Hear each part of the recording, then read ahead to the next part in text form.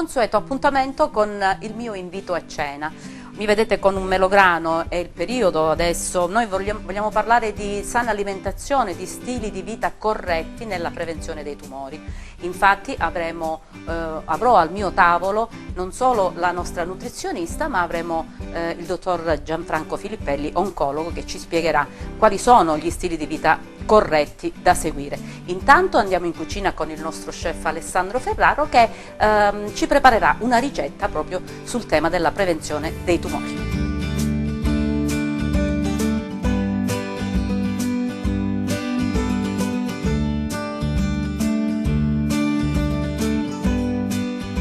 Eccoci qua in cucina insieme ad Alessandro e Luca. Buonasera. Allora ragazzi, tutto bene? Tutto La bene. settimana è andata bene? È andata bene. Guarda che oggi mi hai fatto un regalo Hai meraviglioso, visto? io questi li adoro. E Li poi adoro. oggi Allora, faremo in effetti- questa ricetta a base In di effetti il melograno. protagonista di queste due ricette Lo oggi mettiamo è qui, proprio il melograno, un frutto straordinario dalle proprietà benefiche, ricco di vitamina A, vitamina C, un ottimo antiossidante, tanto è vero che è etichettato anche come uno dei frutti anticancro. Ecco, Quindi insomma, oggi parleremo proprio oggi di questo e tu hai gli scelto. daremo l'onore di questi due piatti, faremo due piatti, un primo piatto con il riso, il coccio, meglio conosciuto qua La da gallinella. noi, la gallinella, e poi faremo un secondo piatto con dei spinaci, melograno, pinoli e gallinella, E di gallinella. mare. Quindi gli spinaci li useremo freschi oppure Li useremo leggermente scottati? scottati. Sì, perché la cosa che dobbiamo, ne parlavamo prima, Sì. è le verdure. Noi non sempre siamo bravi a Bravi cucinarle a le verdure, trattarle, perché magari facciamo perdere tutte le proprietà facendole Certo. cuocere troppo. Certo. Bisogna ricordare C'è che gli questa spinaci abitudine. si Sono possono, comunque si possono mangiare anche freschi anche crudi, all'insalata, certo. e quindi magari con una bella spruzzata di limone, che anche il limone, o diciamo, del melograno. o con il melograno. Dei Bene, semi, sì. quindi si possono fare delle belle insalate anche semplicemente con della frutta sia secca che fresca, senza E portare il così un prodotto a piatto unico, cottura, certo. e far perdere quelle che sono veramente le proprietà organolettiche di questi prodotti Quindi oggi risotto. eccezionali. Va bene, senti, a me Ok. manca qualcosa? Sì, Eccolo. Il io mio grembiulino. subito il tuo grembiule, visto Il mio che grembiulino, sei la mia assistente. vedi? Ho due assistenti veramente, Ecco, c'è Luca, Luca, c'è la signora Francesca, ecco qua, il microfono. Allora, a parte No. che è al rovescio, al rovescio, eccolo qui. Non copriamo il microfono, perfetto. va bene? Eccoci qua. Allora, che Ci prepariamo? siamo. Allora, iniziamo a preparare, a trattare per prima il pesce. Allora, io ho Tu già l'hai sfilettato sfilettato, sì. prima, già ottenuto dei filetti di coccio, Sì. adesso li vado semplicemente a sezionare in modo che possiamo fare dei tocchetti di coccio che useremo per il risotto. Sì. È già stato anche squamato. Sicuro Salvatore? Senti, il risotto va cotto, Il risotto va cotto, facciamo Con una la- tostatura sì, con del burro e della cipolla, semplicemente faremo tostare il riso, non lo andrò a sfumare con del vino, ma lo sfumeremo proprio con l'estratto o spremuta di melograno, come vogliamo. quindi viene anche Quindi- un po' rosato forse, Sì, no? verrà anche un po' rosato, prenderà il colore del melograno. Senti, e per ottenere un po' di spremuta che cosa? Allora, per Nella- ottenere un po' di spremuta si può semplicemente spremere il melograno, uno spremarange, oppure a qualche attrezzo a pressione, in modo che si quindi può con il separare. semplice spremiagrumi si può Sì, si ottenere può uno- fare, lo possiamo L'hai- ottenere con l'hai una già semplice. preparato mi Sì, fai l'ho vedere già com'è? preparato, eccolo qua. Ho già la mia spremuta Ah, eccola. di melograno pulita, Bella. priva di arilli. È bello, E sì. possiamo procedere con la tostatura del riso e la cottura del A coccio. proposito di spremuta, ma questa si può bere anche come Si può un bere. succo di frutta normale? Ma Certo. è pieno, certo. ricco di vitamine. Sì, Beh, sì. abbastanza. Beh, Un sì. frutto- Poi oggi, insomma, con l'argomento che andiamo a toccare oggi, Ci questo secondo me è un troveremo salvavita. un vero? salvavita. Allora, qui cominciamo a cuocere il riso. Ci spostiamo da questa parte per fare il riso e per fare la polpa di pesce. Ecco. Ecco qua. Allora, iniziamo a fare due processi. Uno, iniziamo a cuocere il pesce. Sì. Con aglio. Sì, aglio, mettiamo un filo d'olio. Vai, con un po' di aglio. Va bene così? Perfetto. Ok, lo facciamo imbiondire. E poi... Olio d'oliva calabrese. Calabrese. Poi qui iniziamo a tostare il riso. Mettiamo una noce di burro. Un po' di cipolla. Vado? Prego, sì. Basta? Va bene così. Facciamo rosolare sia l'aglio che la cipolla, prego. Eccoci. Oggi ti faccio, dai. cucinare oggi, dai.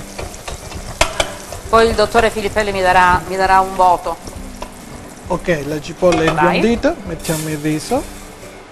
E si tosta. Sì, perfetto. Io nel frattempo vado a rosolare il coccio, che poi aggiungeremo dopo, durante la cottura al riso, non prima, perché altrimenti si frantumerebbe troppo. Quindi invece lì lo facciamo rosolare leggermente. Mettiamo un po' di sale e pepe, se vuoi puoi anche fare... Che faccio? Sale e pepe. Qui? Qui, sì. Dov'è? Sale? Faccio con le mani? Pizzico, sì. Pepe.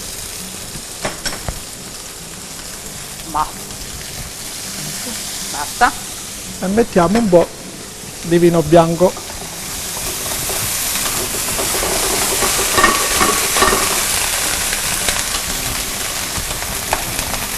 Beh, i profumi sono magnifici. Ok, un po' di prezzemolino. Ok? E mettiamo un po' di brodo. Io prima mi sono preparato, no, non è brodo vegetale, è brodo di pesce. Ho usato le spine del nostro coccio che ho sfilettato in precedenza. Sì. Senti, qua il riso sta andando bene, sì? E sono pronto, con questo abbiamo finito. Andiamo avanti con la nostra tostatura. Adesso invece che usare il vino, eccola. andremo a sfumare il riso giornata. con un po' di succo di melograno. Che meraviglia! Enzo, lo senti il profumo da lì, sì? Sì. Un po' di brodino di pesce pure qui? Iniziamo la cottura. Ecco. Che profumo!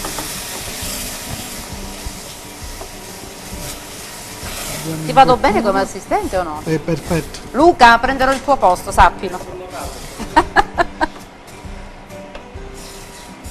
Senti, dobbiamo far lavorare pure Luca, sì, però. A questo punto ci fermiamo, passiamo il pendolino a Luca in modo che completa la cottura del riso, perché sarà un po' lunga. Sì. E nel frattempo noi ci prenderemo un aperitivo? Ci vogliono 15 minuti. Noi ci prenderemo un aperitivo? Magari. No, aperitivo niente. Enzo, niente aperitivo. Andiamo avanti con la preparazione del secondo piatto. Va bene, tieni Luca, ti passo il testimone, forza.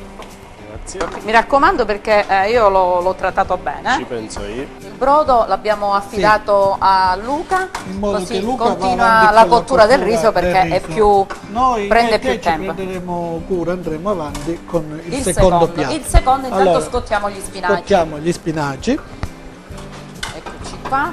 Allora, spiegaci come bisogna scottarli. Intanto bisogna portare l'acqua a temperatura. Sì, portiamo l'acqua a temperatura, non ho messo sale nell'acqua.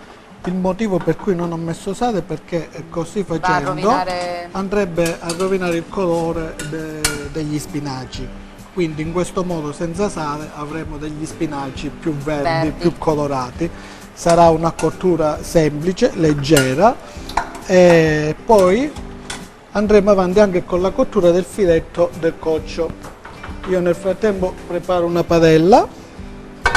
Accendiamo qui, così una padella, mettiamo... Senti, chef, di là non ti serve pure l'olio? No, grazie. Ecco, mettiamo dell'olio sempre l'olio extravergine calabrese, di oliva. Portiamo a temperatura. Quindi qua aspettiamo un po' Aspettiamo che vada in ebollizione. Qui che per facciamo fare- il filetto, hai detto? Sì, qui facciamo il filetto. Beh, la gallinella Bella, è bella, sì. bella, saporito, un pesce Magnifico. delicato, quindi Magnifico. con il risotto si accosta anche bene, anche perché il melograno ha un sapore delicato comunque, non è molto forte. Luca, Quindi tutto bene con il mio riso? Procede, procede. avanti. Perfetto. Allora, questa qua la possiamo... Ah, Iniziamo ti passo questo. sì, Ecco. con il pesce.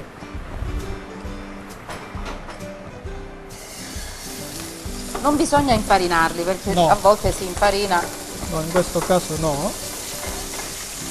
Eccolo. Andiamo a scottare. Si arriccia un po' Sì, un po' si arriccia perché ho lasciato la pelle. la pelle. Ecco. Questo lo metti pure? No, Un altro? mettiamo dopo.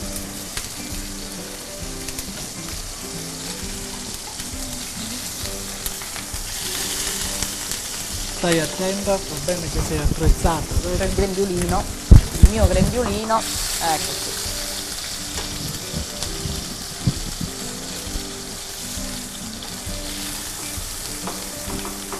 Ogni volta che facciamo questa trasmissione io poi torno a casa intrisa di questi profumi.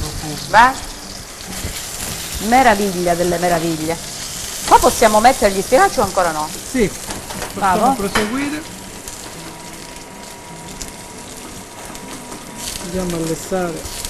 Quindi qui spinaci. bisogna dare solo una sbollentata, vero? Una leggera sbollentata. Beh, gli spinaci poi sono ricchi di ferro, insomma, Sì. dovremmo metterli quotidianamente nella nostra dieta. Eccolo lì. Allora, il nostro filetto di pesce è È pronto. pronto. Adesso lo mettiamo un attimo da parte, facciamo un'altra operazione. Se mi passi i pinoli, per dare un tocco di più, per far risaltare anche i profumi dei pinoli, facciamo una leggera tostatura con un Dei filo pinoli? di olio. Sì.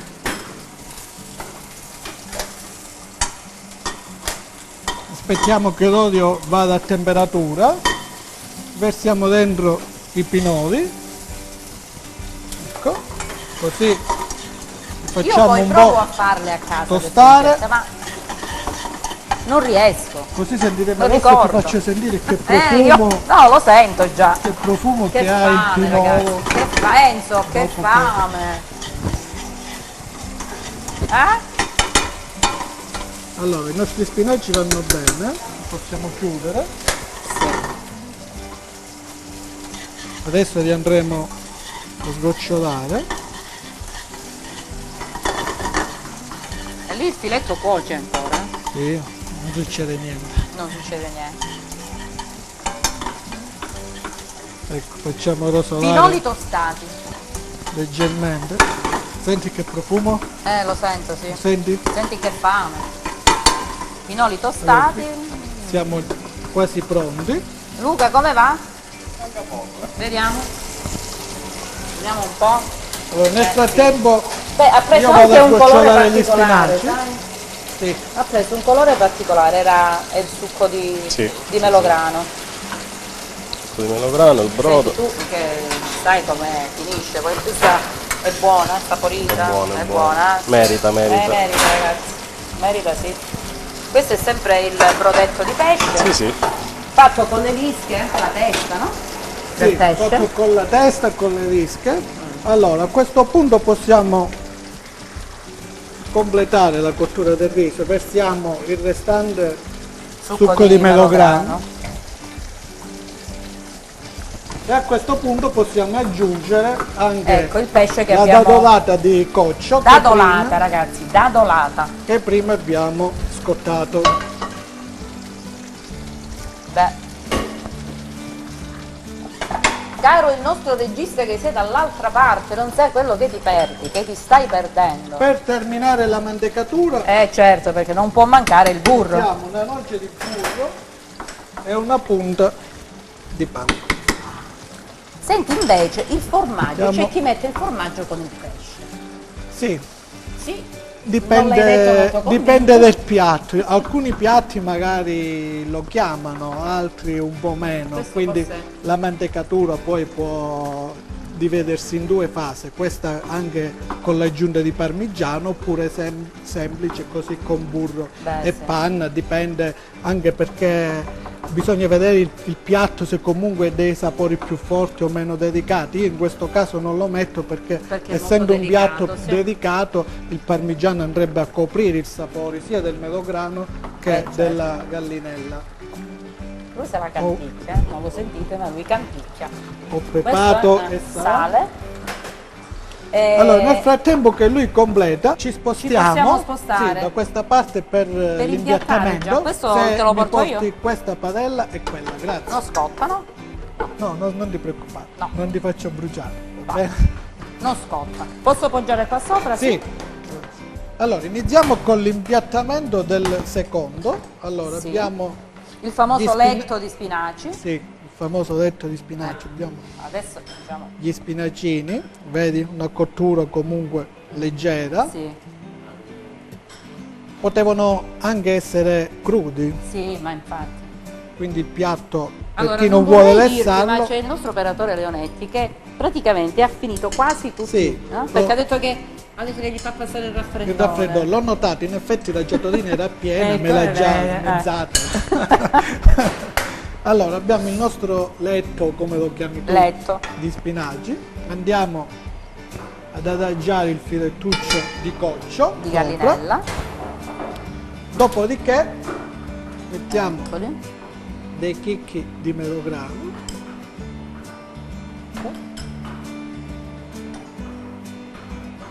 Un pezzetto.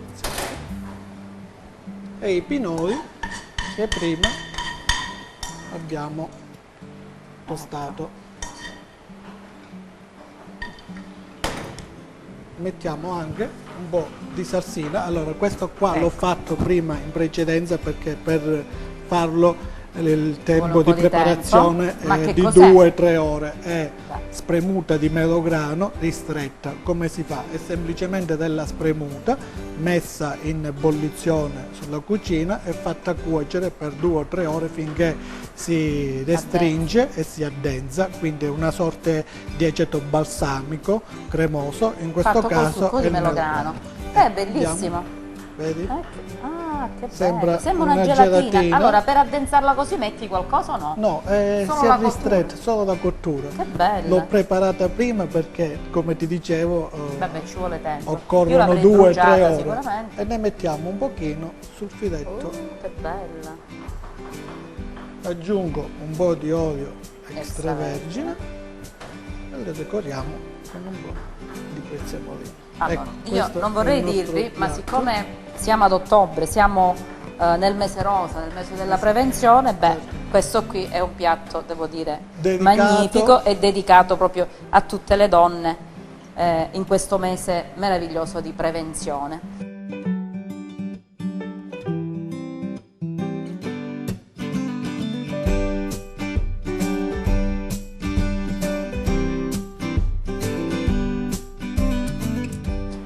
Bellissimo, io Possiamo- poi lo assaggio dopo, dai, Sì. lo assaggio Possiamo dopo. proseguire con con il l'impiattamento primo piatto. del riso. Questi possiamo toglierli? Sì, Luca ci può Portare il avvicinare riso. il nostro risotto. Ragazzi, è bello, vero? Bellissimo. Enzo ride, se la ride. Sì, Enzo se la ride, nel frattempo si sta sgranocchiando Ecco, il melograno che mi ha rubato. questo non me lo rubi. Ecco, Allora. anche qua vado Qui ricordiamo che il risotto è stato cotto con con l'estratto, il succo di melograno. un po' di brodo di pesce, poi abbiamo aggiunto la gallinella scottata. Adesso vado a inserire dei chicchi di melograno sopra, un po' di prezzemolo, un filo di olio extravergine,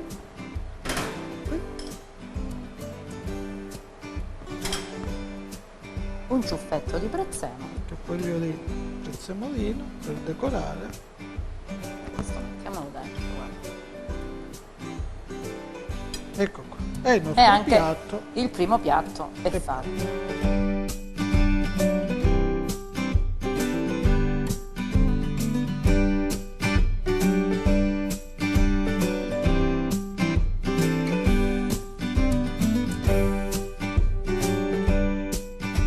Bello, colorato. Bellissimo, è il rosa che mi piace molto. Eh sì, È il rosa melograno che beh, sì. ha questi colori Oggi meravigliosi. È Hai un frutto creato due piatti belli importante. e buonissimi. Buonissimi, non lo so perché ancora, caro il mio Enzo Leonetti, ancora io li devo assaggiare.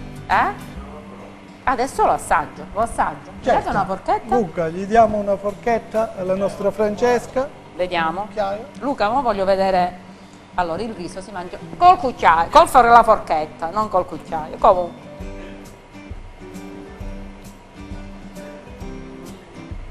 Dedicato?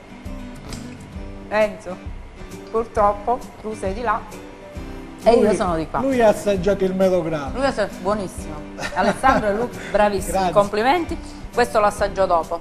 Grazie. Allora, Alessandro, grazie. Noi ci vediamo la settimana prossima. Mi raccomando, studi un'altra bella ricetta perché siamo sempre Certo. in ottobre, per cui insomma tutte ricette salutari, Certo, so che tu gustose comunque e salutari. Adesso tratterai un argomento importante. Sì.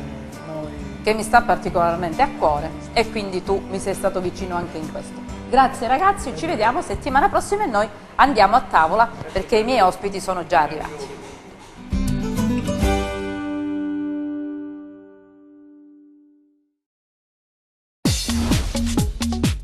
Cerca Teleeuropa sul tuo Play Store o Apple Store e scarica la nostra app.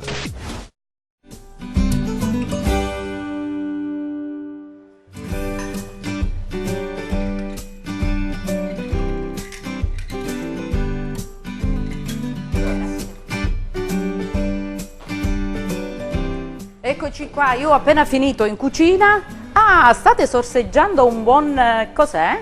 Melograno. Ti aspettavamo. Cara la mia Martina, la nostra nutrizionista, il dottore Filippelli, Gianfranco, mio grande amico, io mi prendo... grazie Mario, grazie mille. Che fai? Ne versi ancora. Grazie. Oggi abbiamo usato il melograno anche per l'aperitivo. Gianfranco, come stai? Tutto bene? Ti trovo bene? Martina, tutto a posto? Melograno Oggi ne è parleremo. un toccasana.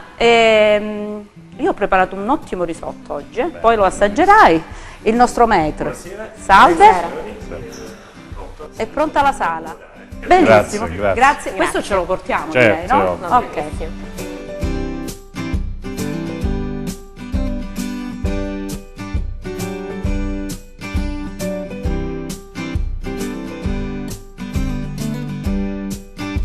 Beh, noi l'aperitivo ce lo siamo portato, perché veramente merita. Dico bene? Ottimo. Ecco qui. Sì. Allora io devo svelare questo segreto, perché io... Allora, dottore Filippelli, guardi. Mi hanno messo il cuscino perché dicono che io sono bassa. Allora l'avrei dovuto mettere anche io. No. Allora. Ecco, guarda. Ma sono bellissimi, vero? Sono belli. Stanno facendo chiasso in cucina, È vero? Stanno facendo chiasso, sì. Dunque, cari miei ospiti, dottore, siamo... Vabbè, io ti chiamo Gianfranco perché è inutile fare finta, insomma, siamo amici. Allora, questo è il mese rosa. Prevenzione del tumore al seno, ma noi diciamo prevenzione totale, no? Quindi oggi parliamo, tu sai bene quanto io ci tenga a questa cosa, ne parlo continuamente e continuerò a parlarne fino a stancarmi, la prevenzione salva la vita e oggi noi parliamo di alimentazione sana e stili di vita corretti, però sì, ne parliamo in tanti, ne parliamo tanto, però alla fine sono seguiti questi stili di vita corretti, queste indicazioni o no? Un esempio per tutti è la cosiddetta dieta mediterranea. La nutrizionista sicuramente ne parlerà tantissimo, però anche questo è più un concetto del quale se ne parla tanto, ma poi in realtà è difficilissimo da mettere in pratica per gente come noi che è impegnata quotidianamente e quindi diciamo che il cosiddetto cibo spazzatura forse è la formula più sbrigativa quotidianamente, e quindi si capisce come anche questo, di fare prevenzione a tavola, cercando di mangiare quindi cibi e seguire delle regole, appunto come quelle della dieta mediterranea, quotidianamente è estremamente difficile. Tutto è complicato anche dall'industrializzazione ormai di quello che noi mangiamo, e quindi tutti i cibi genuini, a chilometro zero, tutto quello che viene dal nostro territorio, ovviamente per noi e per la stragrande maggioranza della popolazione è veramente difficile da seguire, se non quando ci sono queste pause piacevoli, tipo la domenica, il pranzo della domenica. Tipo la cena nostra di stasera. Anche la cena di questa sera, ovviamente. Però, ovviamente, quando si parla di prevenzione dovrebbe essere un qualcosa di regolare, di continuo, per tutti i giorni, e quindi è estremamente difficile, però si può fare. Non abbiamo il tempo, è vero, non abbiamo più il tempo, perché adesso ci sono questi fast food, non c'è più il piacere di stare a tavola perché non c'è il tempo, ed è vero.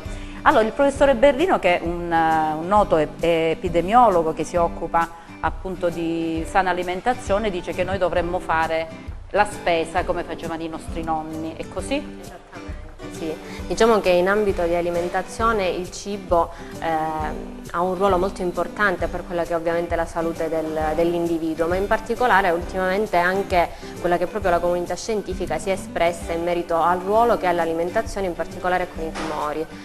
La maggior parte dei tumori che sono proprio influenzati dall'alimentazione sono tumori che riguardano l'apparato digerente, ma non solo, perché oggi si vedono interessati anche altri distretti come quello della mammella, dell'endometrio, della prostata. E quello che bisognerebbe fare non è soltanto tenere presente l'alimentazione deve viaggiare sempre con una corretta attività fisica e un'adeguata idratazione corporea, che molto spesso, diciamo, viene sottovalutata. Ovviamente sono stati condotti diversi studi sulla dieta mediterranea e non solo. Quello che ne è emerso è che comunque un'alimentazione ricca di frutta e verdura, cereali integrali, apporta beneficio proprio perché danno al nostro organismo sostanze quali vitamine, minerali, sostanze antiossidanti, e sono proprio le sostanze antiossidanti a essere i principali responsabili per quanto riguarda le cellule tumorali, riescono a contrastare quella che è l'azione delle cellule tumorali. Quindi da qui, diciamo, è nata la domanda sul perché sono tutti alimenti di origine vegetale e non troviamo la carne, ad esempio. Sono stati condotti anche in merito alla carne rossa diversi studi che la considerano un probabile cancerogeno, in particolare la carne rossa ma quella lavorata, quindi parliamo di würstel, parliamo di insaccati come salsicce. Se ci togliete la soppressata noi siamo rovinati, quindi non ce la possiamo mangiare. In maniera limitata può essere introdotta, però deve essere sempre introdotta in quello che è un piano abbastanza variato, ricco di frutta e verdura. È importante la carne rossa non solo la quantità e la qualità, ma soprattutto il metodo di cottura. Per esempio la carne alla brace, bisogna fare attenzione perché comunque la cottura della carne alla brace va a innescare dei meccanismi che portano alla produzione di benzopirene, che è una sostanza cancerogena, quindi funziona. Quindi addio ai barbecue. Bisogna anche in quel caso saperla fare, diciamo. Sì. Allora, caro Gianfranco, io ho letto una notizia piacevole, diciamo. Pare che si stiano abbassando i casi di tumore. Ce lo confermi o è solo una bufala solita dei giornali? No, non è una bufala, sono i dati ufficiali in previsione del 2019 presentati al Ministero della Salute dall'AIOM, che è l'Associazione Italiana di Oncologia Medica, e dall'AIRTUM, che è l'associazione che raccoglie tutti i registri tumori, e quindi quest'anno sono previsti un numero limitato, perché sono 2000 casi in meno per tutto il territorio del nostro paese, ma che possono dare l'indicazione di un trend che può essere sempre migliore negli anni. E quindi quest'anno sono stati registrati circa 371.000 nuove diagnosi di tumore, e quindi con alcune patologie, come diceva giustamente la dottoressa, per le quali questo trend non c'è, ad esempio il tumore del polmone o i tumori collegati a ciò che mangiamo, dell'intestino, dello stomaco. c'è un tumore che è quello gastrico e del pancreas, che ovviamente ci preoccupa moltissimo, sia per questo aumento di sua incidenza, ma soprattutto perché ci sono scarse possibilità terapeutiche e quindi è ovvio che tutti questi segnali li dobbiamo registrare, però in senso globale c'è questa tendenza a una minore incidenza, rilevazione più che altro, perché non possiamo essere sicuri quando sono numeri piccoli, sui grossi numeri si riesce a essere statisticamente significativo. Ovviamente ci sono tanti motivi pure che dobbiamo tenere in conto.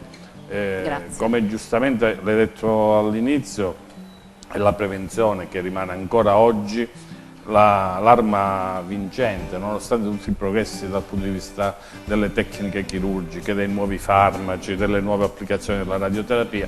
Se si riesce a fare prevenzione, che sia primaria, quello che appunto si fa con la dieta, con non fumare o non bere alcolici, fare esercizio fisico, questi sono un po' i dettami della prevenzione che non primaria, riusciamo a fare, tra l'altro, che è lo stile di vita sì. il più igienico possibile, e quindi ci sono miglioramenti, però la prevenzione anche secondaria e la diagnosi precoce, che è quello che facciamo nei nostri ambulatori, questo è quello che realmente può dare la svolta e ridurre non tanto l'incidenza, perché se deve venire una malattia viene, però diagnosticandolo in modo precoce la mortalità ovviamente quindi si abbassa in modo drastico. Si cura in maniera...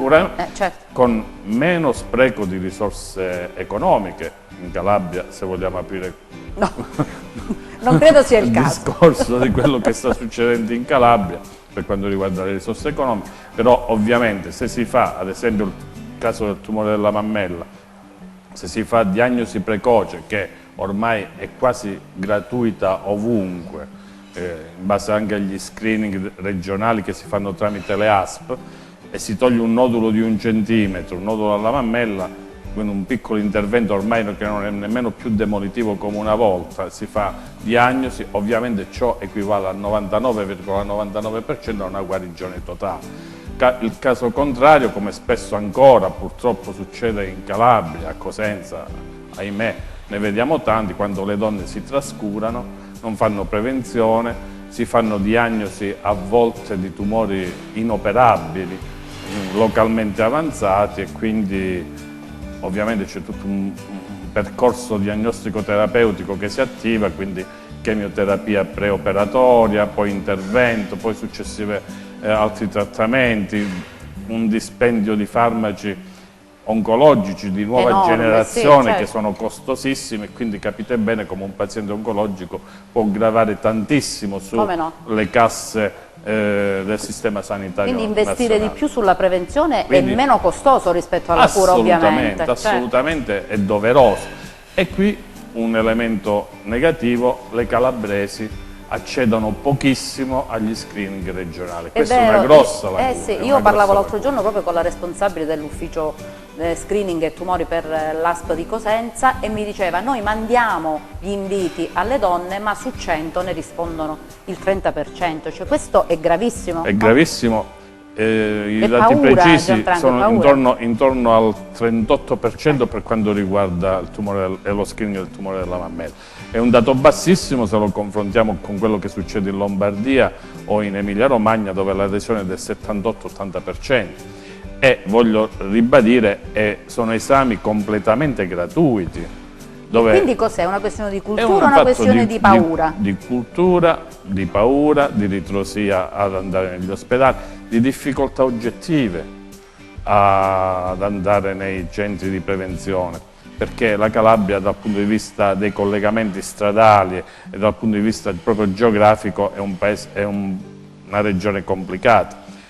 Anche per questo anche noi, io sono il presidente della sezione provinciale della Lega Italiana per la lotta contro i tumori, ci siamo attrezzati con dei camper che vanno nei paesi, quindi cerchiamo di portare la prevenzione a casa di queste popolazioni che, diciamo, dal punto di vista geografico sono molto svantaggiate. Certo. Devo dire che a volte ancora oggi sembrerà strano, ma in ospedale c'è la classica vecchietta che abita, faccio un esempio, ad Orso Marso, che mi dice dottor, ma mi sbrigate per favore che ho la macchina a noleggio, che quindi vengono in ospedale noleggiandosi una macchina.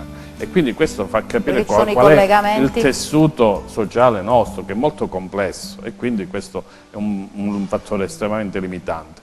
La nota positiva è che invece questi sono i dati per quanto riguarda lo screening regionale, che sono deludenti francamente, perché è troppo bassa l'adesione allo screening regionale. Una nota migliore, positiva, invece è lo screening spontaneo, quello che fortunatamente tante donne senza avere sintomi vengono spontaneamente al di fuori dello screening a farsi le visite preventive. E devo dire che se vogliamo sommare i due dati fra l'adesione allo screening offerto dalle ASP e quello dello screening spontaneo, diciamo che le percentuali migliorano e quindi diciamo che c'è una nota positiva da questo punto di vista. Intanto mo assaggiamo il riso, però dobbiamo, io mi faccio un po' di pubblicità, però diciamo che da oggi c'è uno strumento in più di cui tu tra l'altro fai parte, che è l'ambulatorio, non è l'ambulatorio, è un piccolo studio medico oncologico multidisciplinare che si chiama Oncomed e di cui fanno parte 18, siamo quasi a 20 medici. Gianfranco è chiaramente tra gli oncologi ed è una colonna portante di questo È un'iniziativa veramente lodevole, perché poi si rivolge alle fasce meno abbienti.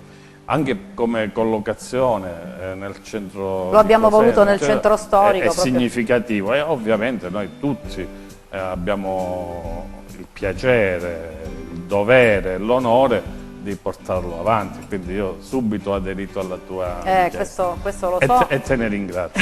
No, io ringrazio te perché veramente è un progetto ambizioso, difficile, abbiamo bisogno dell'aiuto di tutti perché poi è un'associazione che si regge da sola. Stiamo cercando di acquistare anche un ecografo, faremo delle feste, delle raccolte fondi, perché insomma poi è costoso l'ecografo, però per arrivare ad esami di primo livello senza l'ecografo siamo quasi a zero.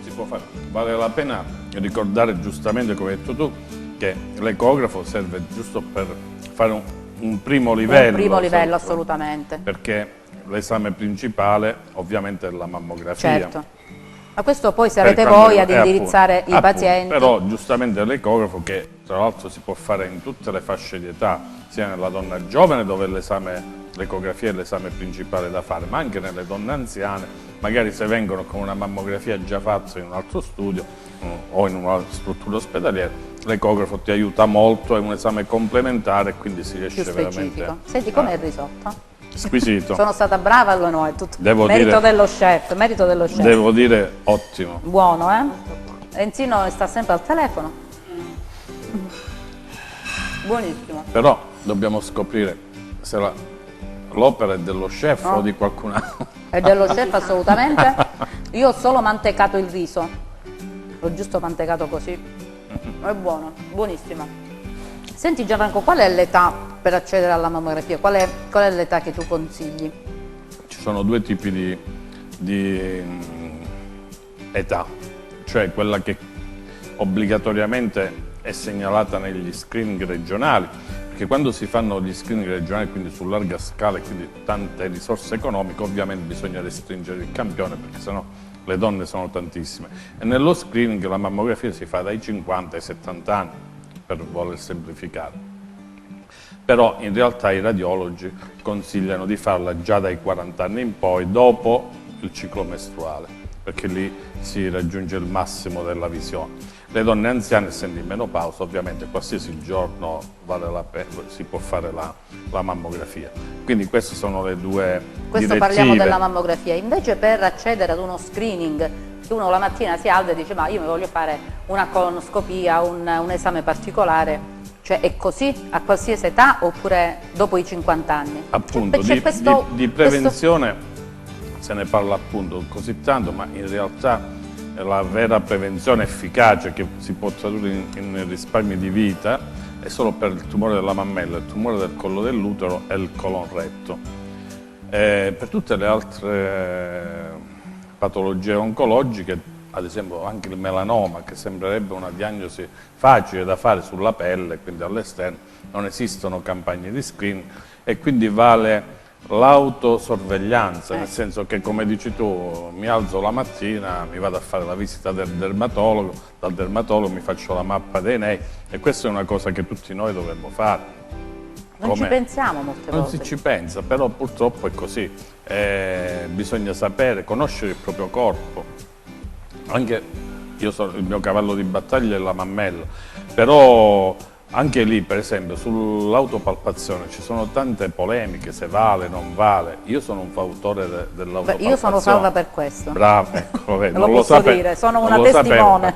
Perché se una donna non conosce il proprio seno, allora quindi come fa a capire se c'è qualcosa che non va? Quindi ognuno deve conoscere perfettamente il proprio seno. Un nodulo alla mammella, un neo che cambia forma, se non sa prima com'era certo, come non fa? Vede il cambiamento. Ma ci sono tante altre patologie, ad esempio da noi in Calabria è endemica la problematica della tiroide, vediamo tantissimi tumori della tiroide insorti su gozzo tiroideo, che è una patologia che affligge uomini e donne in Calabria in modo indiscriminato.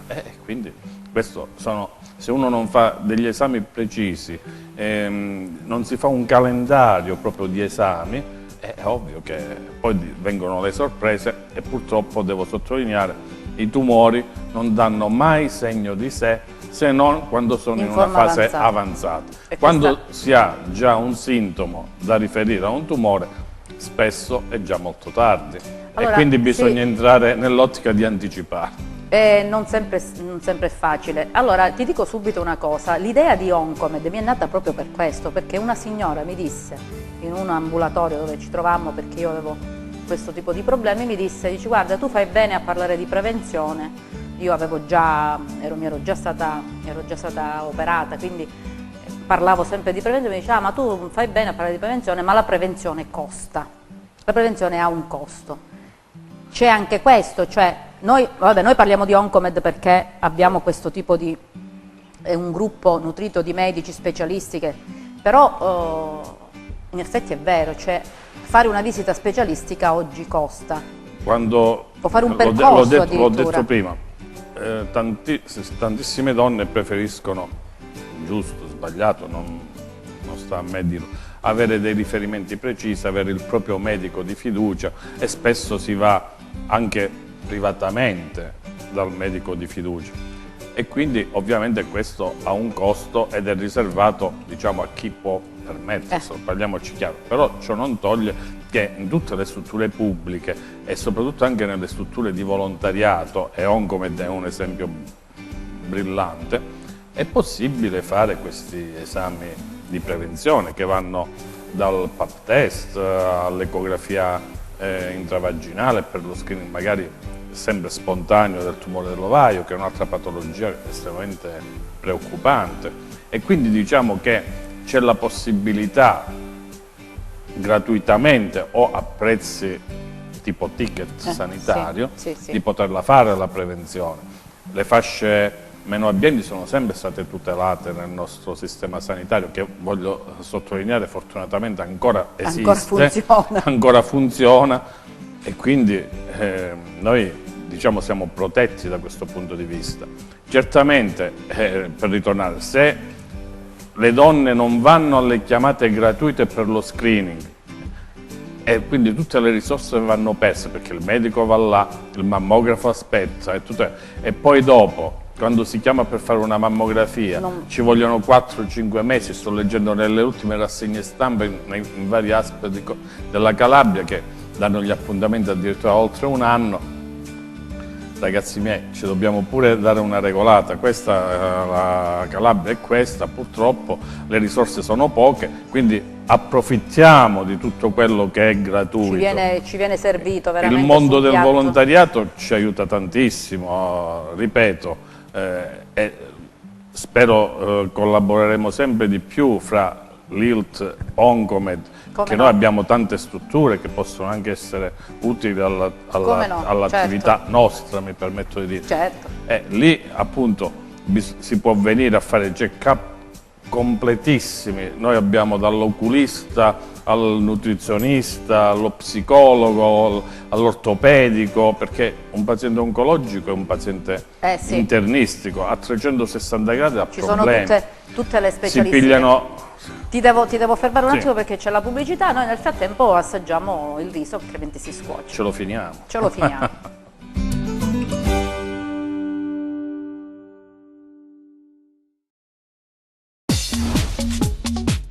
Cerca Teleeuropa sul tuo Play Store o Apple Store e scarica la nostra app.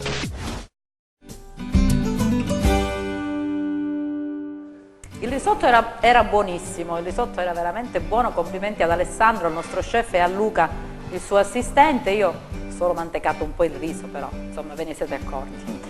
Allora, c'è il melograno che proprietà? In questo contesto a parte che è bellissimo, io lo adoro. Sì. Che proprietà? Diciamo Possiamo mangiarlo, che non possiamo mangiarlo? lo dobbiamo mangiare. Lo dobbiamo mangiare. Il melograno ha delle origini in realtà di paesi del Sudafrica, però in qualsiasi caso si adatta molto bene anche al nostro clima.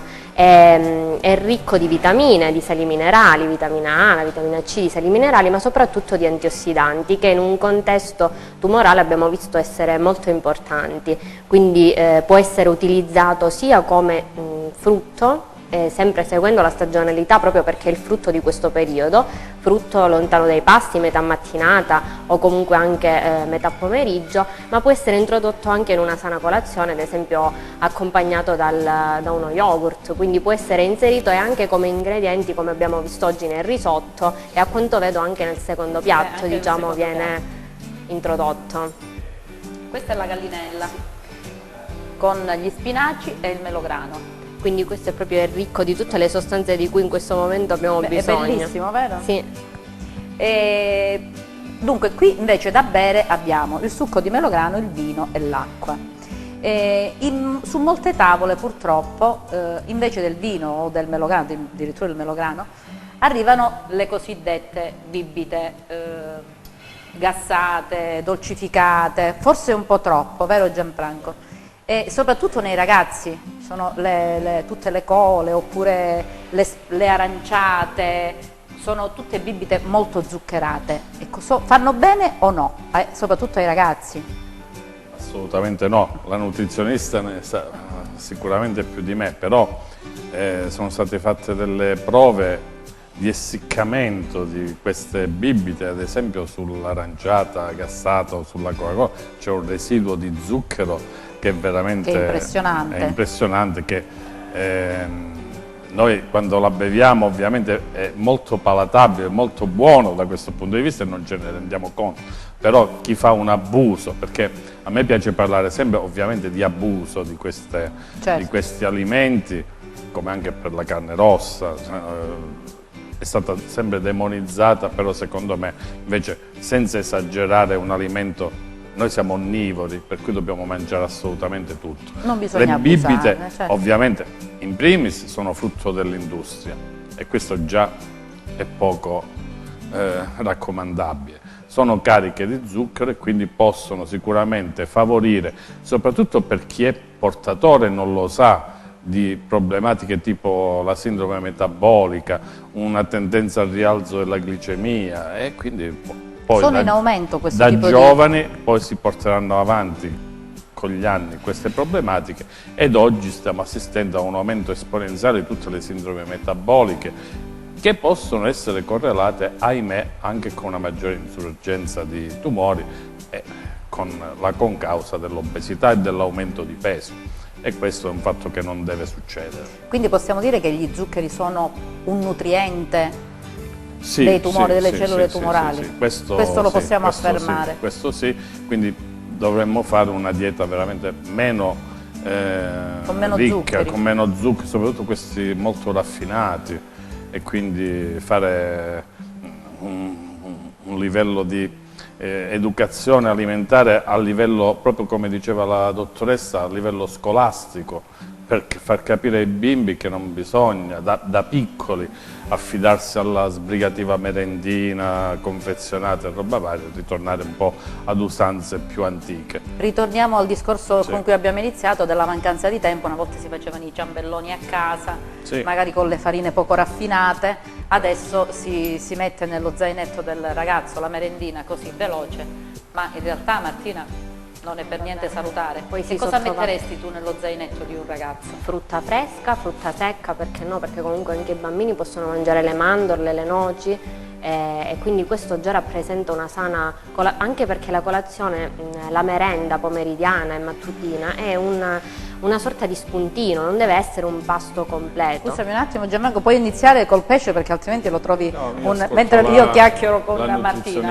Con estremo piacere. E poi è importante proprio ridurre l'introito calorico per prevenire un'obesità che si potrebbe sicuramente trasformare in quella che è l'obesità, e sappiamo appunto molto bene che l'obesità è correlata allo sviluppo di tumori, proprio perché nell'obesità vi è questo eccesso di tessuto adiposo che provoca sicuramente una disregolazione a livello ormonale, quindi si ha questa eccessiva proliferazione delle cellule e di conseguenza anche delle cellule tumorali, e inoltre bisogna andare a contrastare quella che è l'infiammazione, perché nell'infiammazione, e quindi qui bisogna intervenire soprattutto a livello del grasso viscerale, il cosiddetto grasso addominale, maggiormente presente nel sesso maschile, quindi bisogna... anche nel sesso femminile se vogliamo. A volte sì, è vero. Bisogna ridurlo perché è estremamente vascolarizzato, quindi di conseguenza crea l'infiammazione che sfocia con la produzione di sostanze, appunto di agenti ossidanti, che si comportano proprio al contrario delle sostanze antiossidanti e quindi funzionano come cancerogeni. Di conseguenza bisogna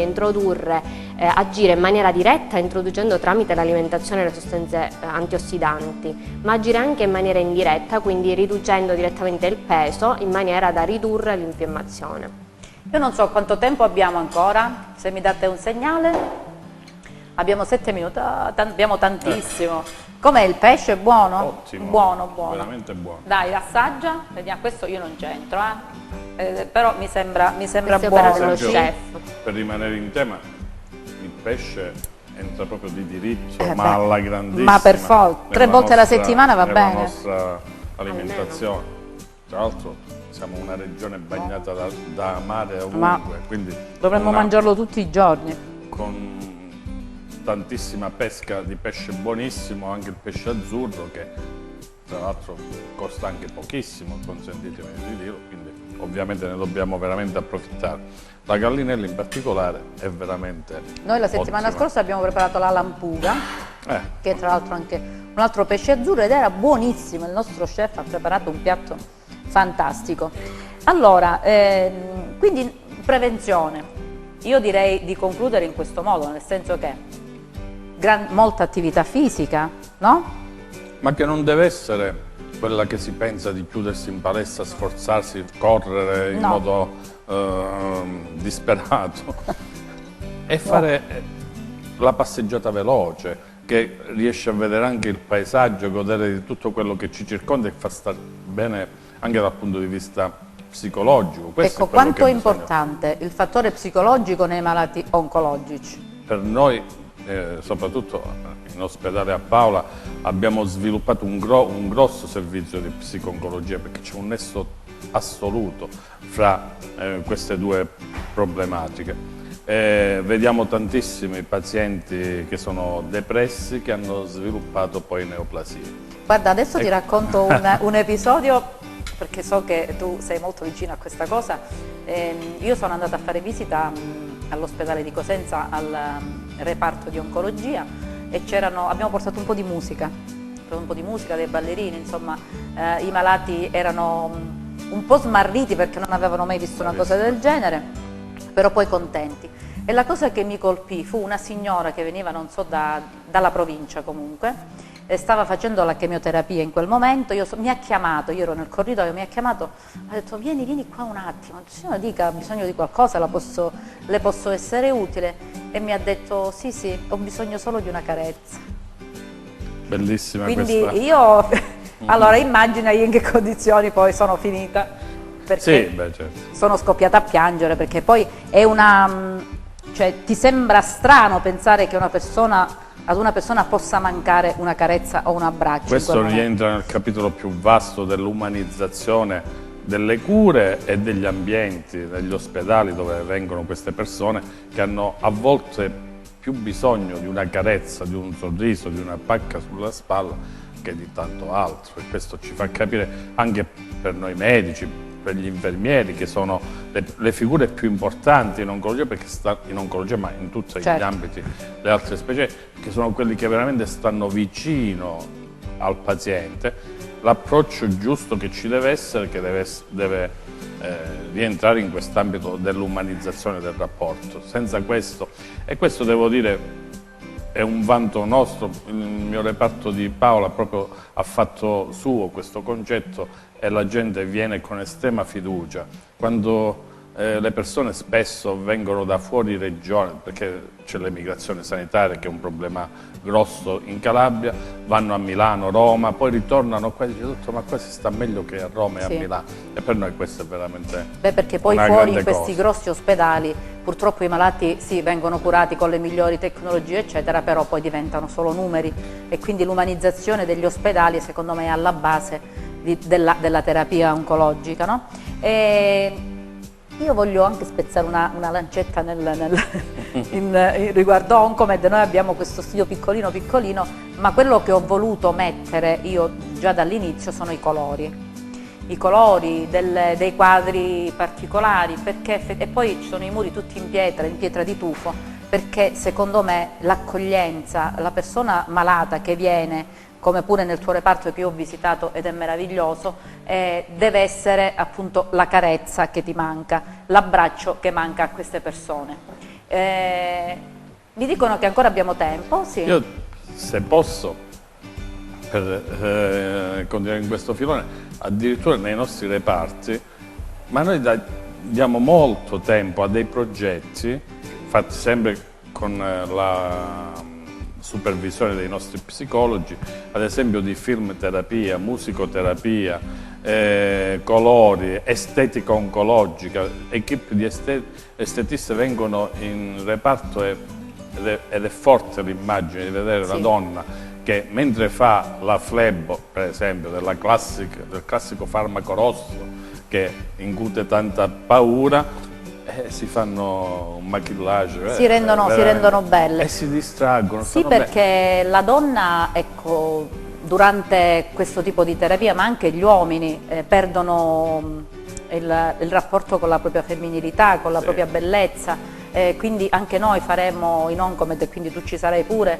stiamo progettando dei programmi proprio di creatività, di make-up, anche di manualità, perché la donna poi si sente brutta, perde la propria femminilità, e quindi aiutarle in questo modo, sia con il trucco, con il problema dei capelli. Noi abbiamo avuto una signora che ha fatto dei bellissimi turbanti coloratissimi, e quindi non incupirsi, non lasciarle incupire queste donne. Anche perché lo voglio dire a tutte le donne e agli uomini che ci ascoltano, che ci seguono, è veramente un periodo breve che si trascorre in ospedale, poi appunto bisogna essere positivi perché tutto passa. Bisogna riprendere la propria vita in mano, è vero. Fa più paura quando si ha la notizia che succede del paziente che va in recidiva, che purtroppo non ce la fa, quello succede. Però sono tantissime, ma molte di più le persone che guariscono totalmente. Noi abbiamo tassi di guarigione che sono elevatissimi, si supera il 70-80% delle persone. Difatti nell'ultimo studio che è stato fatto, appunto, i numeri del cancro, in Italia sono 3.500.000 persone che sono guarite dal cancro e che vivono una vita assolutamente normale, quindi non bisogna focalizzarsi su questo problema, tutto passa. Quindi cioè riprendere la propria vita quanto è importante, cioè non solo riprendere a lavorare, ma riprendere anche con dei progetti, con delle attività, cioè riprendersi la propria vita è importante, la propria vita, è difficile, ma devo dire, si può fare. Questo è un dono che voi donne avete. Vedo che tante donne ripartono anche durante lo stesso momento della malattia e delle cure con una positività ancora di più, con una progettualità ancora maggiore. Non lo dire a me, guarda. Appunto, scoprono veramente di avere delle caratteristiche che prima erano sopite, che non sapevano di avere queste potenzialità, e questo per noi è veramente bellissimo. Sì, io insomma sono stata testarda e tu lo sai bene. Sì, sì. Allora, siamo in conclusione, ancora abbiamo tempo, mi fate un segnale? No, sì, non abbiamo tempo. Allora, per chiudere, Martina, qual è la giusta dieta per stare bene? Una dieta ricca di sicuramente la dieta mediterranea per eccellenza, ma una dieta ricca di vitamine, quindi per ottenerle una dieta ricca sicuramente di frutta, verdura. La carne rossa una volta a settimana non fa male nelle giuste quantità. Una bella bistecca, dai. Sì, esattamente. Il pesce almeno 3-4 porzioni a settimana, perché è importante per il fattore degli omega 3. E non solo, inserire quindi anche la frutta secca e la frutta fresca. La frutta fresca. Allora Gianfranco, tu hai ripreso il pesce, ho visto, è buonissimo. Di pesce. Beh, è buono, è buono. La mia dieta è quasi esclusivamente... Sì. Sempre inserendo un bel bicchiere di vino rosso, perché fa bene a tavola. questa è una, di fatto è giustissima questa A te cosa. piace il vino? Sì, un calice. Bene, possiamo fare un brindisi. Facciamo un bel brindisi alla prevenzione. Ce la fate? Sì. Grazie per essere stati i miei Grazie a te. ospiti, grazie Martina, grazie Gianfranco. Noi ci vediamo la settimana prossima.